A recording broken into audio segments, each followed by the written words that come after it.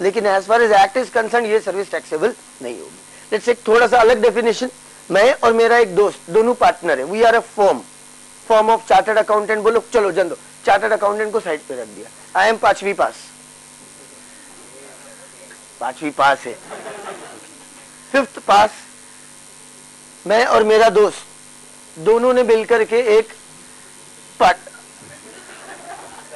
Okay मैं और Israr sir दोनों ने मिलकर के एक पार्टनरशिप फर्म चालू किया, ठीक है, नहीं रिसर्च ओके, दोनों ने मिलकर के एक पार्टनरशिप फर्म चालू किया।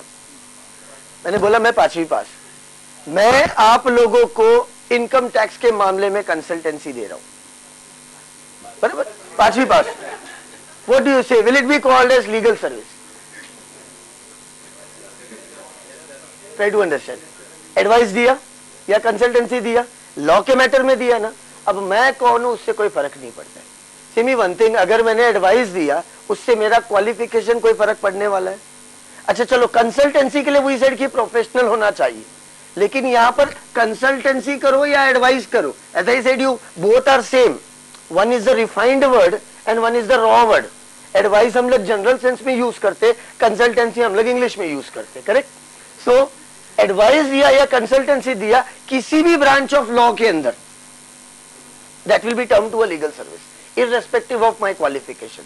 I repeat once again, अगर मैंने आपको सलाह दिया कानून तोड़ने के लिए, suppose I am a gangster, suppose, और मैंने आपको सलाह दिया, एडवाइस दिया, कंसल्टेंसी दिया कानून तोड़ने के लिए या असिस्ट किया कानून तोड़ने के लिए, that also will be termed to what? Legal service. Because law ने कहीं पे bifurcate नहीं किया है कि it should be a positive और negative advice, consultancy और assistance. It is in any form that will be termed as what? Legal service. लेकिन मोटे मोटे में individual should not be coming into the picture. अगर individual लेने वाला या देने वाला आ जाता है, automatically this service comes out of the purview of this act. Is that thing fine?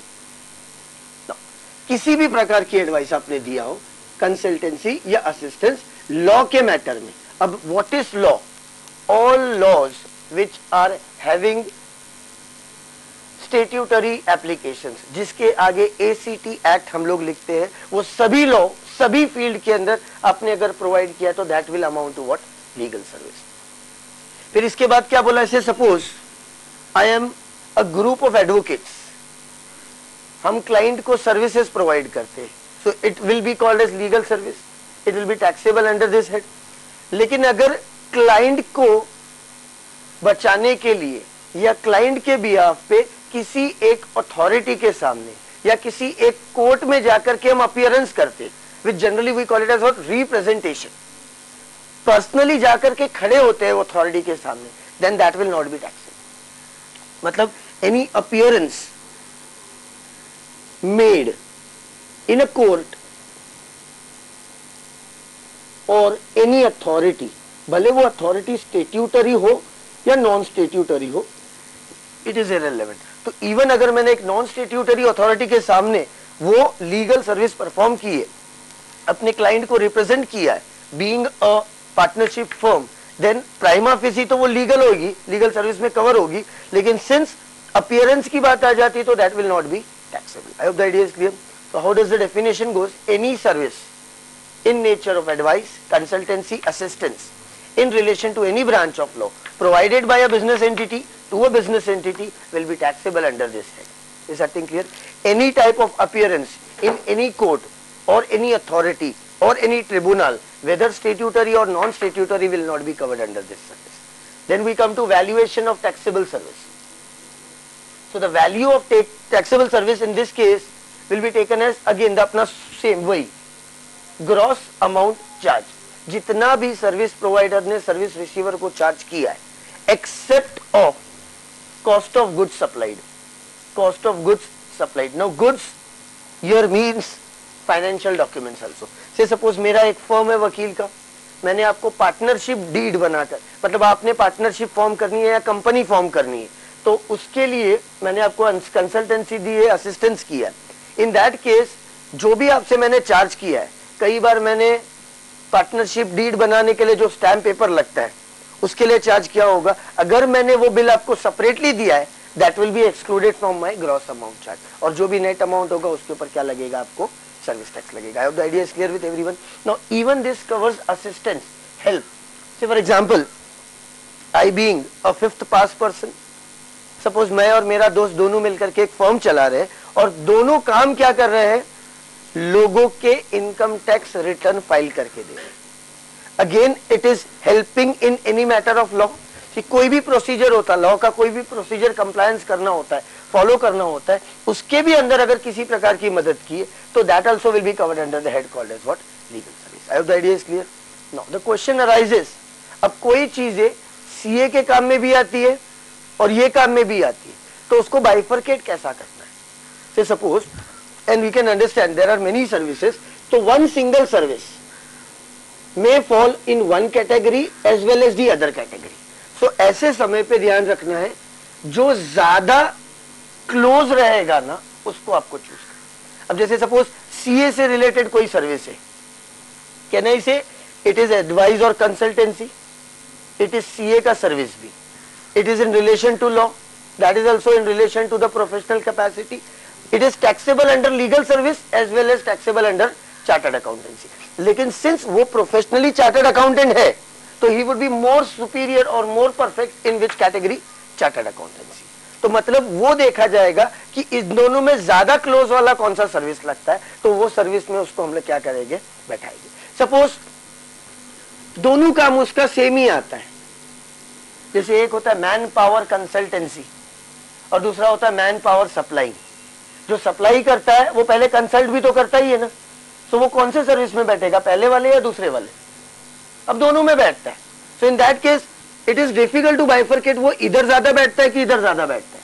तो उसके लिए फिर मैटर लॉ के ऊपर छोड़ दिया है कि जो सर्विस पहले टैक्सेबल हुआ है, मतलब विद द हायरार्की, जो पहले गवर्नमेंट ने टैक्सेबल किया है, that will be taken into consideration. या तो उसको हम लोग बोलते हैं कि जिसका सेक्शन नंबर पहले बैठता है, अंडर दैट सब क्लॉज जो सेक्शन नंबर पहले बैठता है, दैट विल बी टैक्सेबल. तो इतना डिटेल में तो हमको आने का चांसेस नहीं है. फाइनल लेवल पे वो सब पूछ सकते हैं, बट आईपीसीसी लेवल पे they can not ask more than this. In fact इससे ज्यादा कुछ भी नहीं है. Is that thing fine. आपको सबसे ज्यादा याद रखना है इसका डेट, कंटेंट, कब ये टैक्सेबल होगा, कब ये टैक्सेबल नहीं होगा, and what are the general exemptions available, and what is the valuation of this service. I hope the idea is clear. Sure. इस पे एक नोट लिख लेंगे and then will add. Legal service, section 65, subsection 105. Section 65, subsection 105, clause ZZZZM. कुछ नहीं याद रखने का, जितना हो सके आप याद रखने की कोशिश करो, और नहीं रहेगा तो फिर भगवान मालिक. ZZZM, 4 Z और एक M क्लॉज नंबर है. एंड इफेक्टिव डेट 1 सितंबर 2009. 1 सितंबर 2009.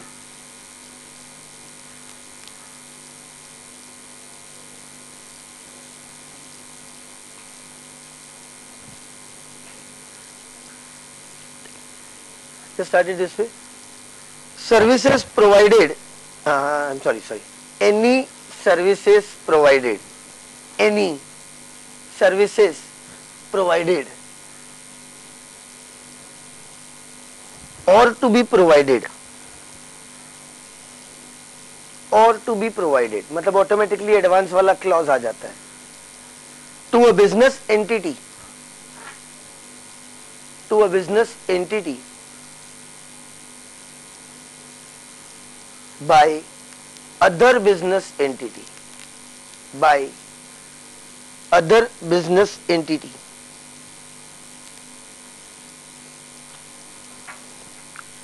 in relation to